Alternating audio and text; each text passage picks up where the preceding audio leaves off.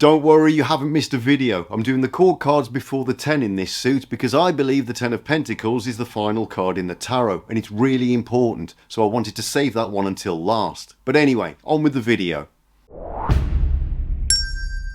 We've made it all the way to the final 4 court cards and we're in the suit of Pentacles, so we've got quite an earthy royal family for you this time. Of course that all starts with the Page, and this one happens to be quite a thoughtful character. He's also a bit of a magician by the looks of it. He's doing a great job of levitating that pentacle. In the key to the tarot, A.E.WAITE says a youthful figure looking intently at the pentacle which hovers above his raised hands. He moves slowly, insensible of that which is around him.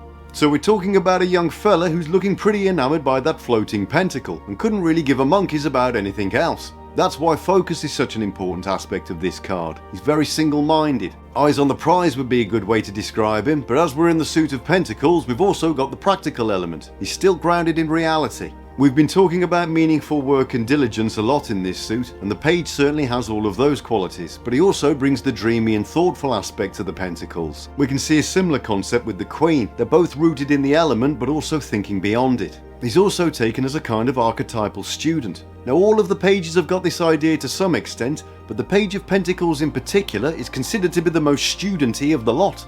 Maybe that's why he's so focused. He's trying not to think about his student loan. Rachel Pollack says the Page represents the student lost in his studies, fascinated, feeling little concern for anything outside them.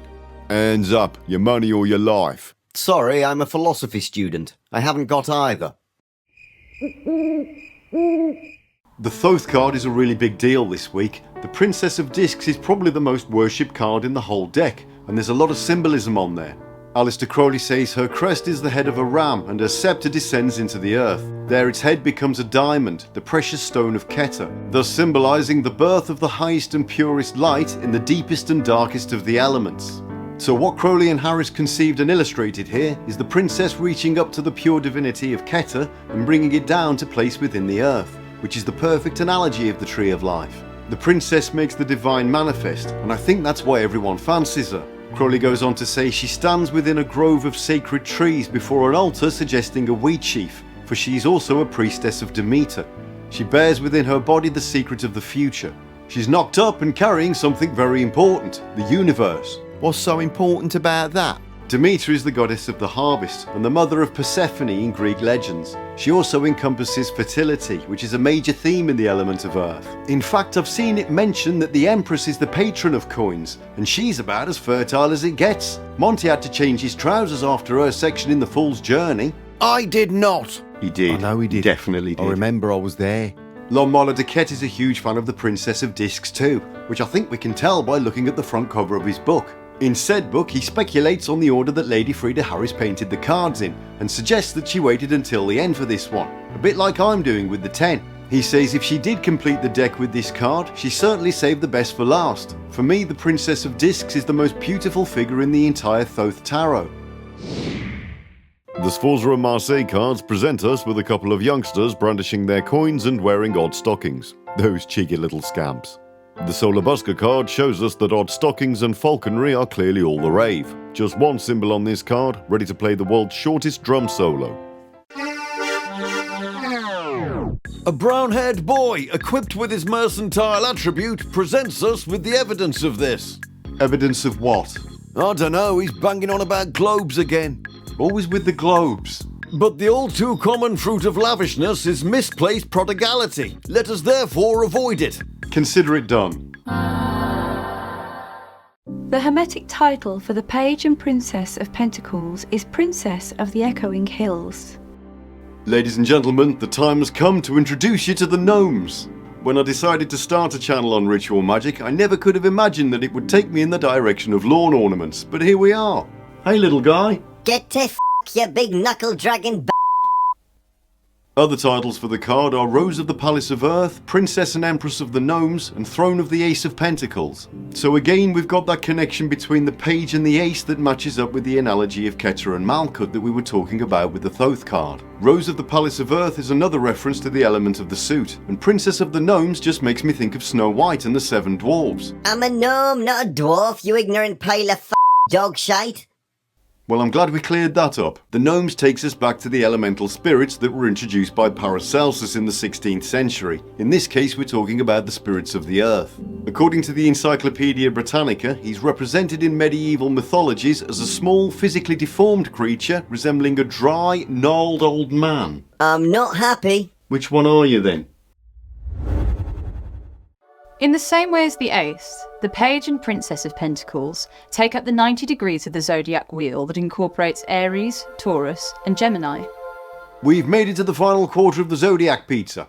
This is the point where people start arguing about how many slices they've had. So we divide it into 4 for the Aces and the Pages. Good, because I prefer my pizza sliced into 4. Why? Because I can't manage 8 slices. Anyway, that gives us the quarter of the wheel that covers the North Pole, Europe and Africa, just as it does with the Ace. That means they also both include Aries, Taurus and Gemini. Aries has got the drive and enthusiasm that works well with the Page's relation to new beginnings. Gemini has got curiosity and a desire for learning, so that fits particularly well with student Grant here. Of course, the strongest connection comes from Taurus, the earth sign, who's practical, patient and steady. I think we can see that written all over his face. So as with the Ace of Pentacles, we've got the same energy, but the 3 star signs are just approaching it differently. The Page of Pentacles resides in the world of Ossia and sits at the 10th Sephira of Malkut, together with the 10 of Pentacles. So we're staying in Malkut for the Page and Princess. Now I figured that as we're doing the court cards for the Suit of Pentacles, this would be a good time to talk about Lomas de Quette's brilliant fairy tale analogy. Basically, he takes each of the court cards as a character in a great cosmic fairy tale that spans the whole tree of life, and he attributes each of them to a letter from the Tetragrammaton, Yud He Vav He, the Hebrew name of God. He says the princess is the final He in Yud He Vav He, and is literally trapped in the 10th Sephira Malkut. In Kabbalistic literature, Malkut is often referred to as the microcosm, the lesser world. So he's imagining a sleeping princess as the embodiment of the material plane and the lowest of the court cards on the tree of life. However, Lon points out that she's also got an ace up her sleeve, partly because she's connected to the ace at the opposite end of the middle pillar, but also because she represents the descent of spirit into matter. This makes her the most important character in the whole story. He goes on to say, you've probably guessed that you and I are the fairy tale princess. We are almost completely asleep to the larger spiritual reality and are restlessly thrashing around in the bed of the material plane, trying to understand everything with our laughably inadequate senses and to explain it with our laughably inadequate language. The Page of Pentacles herb is blue flag iris. In Greek mythology, Iris was the messenger and the goddess of rainbows. Where do bad rainbows go? I don't know. Where do bad rainbows go? To prism. It's a light sentence, but it gives them time to refract. But what does it all mean? The Page of Pentacles is a card of learning, focus and grounded ambition. Waite says application, study, scholarship, reflection. Another reading says news, messages and the bringer thereof. Also rule, management. So there's quite a few common themes that we find amongst all the pages. The messenger aspect always seems to crop up, and also the idea of new beginnings.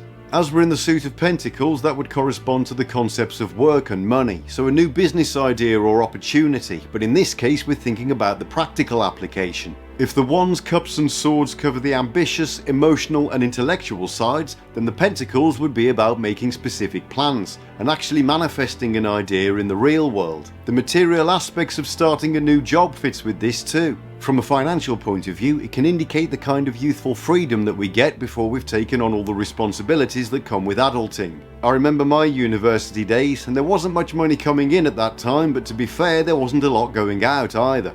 Gaining some kind of financial freedom or independence fits well with this one, like paying off a loan or asking for a raise. The learning aspect can apply to something practical like studying for exams, but as with many of the Pentacle cards, we're talking about something that we're really into and fascinated by. Obviously that applies to any age, so maybe deciding to take a course in something that you're interested in, or learning a new skill. Up until a couple of years ago, I didn't know anything about making videos, so this card could be symbolic of the learning process I went through to start this channel. That also applies to any kind of self-development, so of course that ties in with our spiritual journeys. In my case, that was learning how to perform various rituals and getting all the materials together that I needed. Getting your first tarot deck, learning the meanings and laying out the cards for the first time is a perfect metaphor for this card. Rachel Pollack says the student here acts as a symbol. The page need not to refer to someone actually in school, but simply anyone approaching any activity with those qualities of fascination, of involvement, of caring less for the rewards or social position than for the work itself. We've got so many different qualities in the Thoth card that Crowley just went in the direction of archetypal femininity. He says the characteristics of an individual signified by this card are too various to enumerate. One must summarise by saying that she's womanhood in its ultimate projection. It indicates that you must take care of your fortune and manage your expenses better. Good advice for anyone who actually possesses a fortune. We'll let Elon Musk know.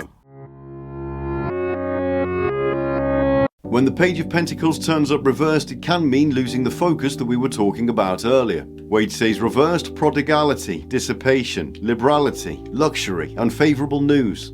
Once again, Waite has swallowed the dictionary and left me somewhat confused. Doesn't take much, does it? Apparently prodigality means being wasteful with money, and liberality means spending freely, so more or less the same thing. Anyway, a lack of direction would be a good way to look at the upside down page. That can mean struggling with motivation or being easily distracted. This is another pentacle card that suffers from not having a clear vision when it's reversed, and that can leave us going all over the place. Rachel Pollack says the page without his sense of hard work gives way to wildness and dissipation, what Waite calls prodigality. Crowley had no ill-dignified description of the princess. He just talks about how her characteristics may baffle us. He says her general reputation will be of bewildering inconsistency. It is rather like a lottery wheel, from which the extraction of any number does not predict or influence the result of any subsequent operation.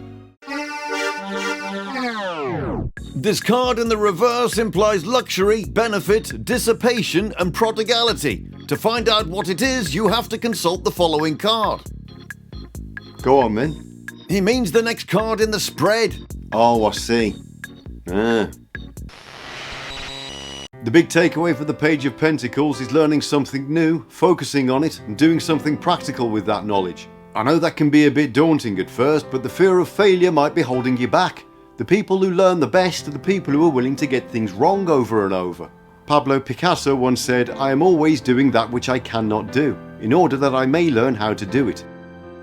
Now there's a decent looking young fellow with his head screwed on. Makes a nice change around here. May the coming days bring you curiosity and joy. Until next time.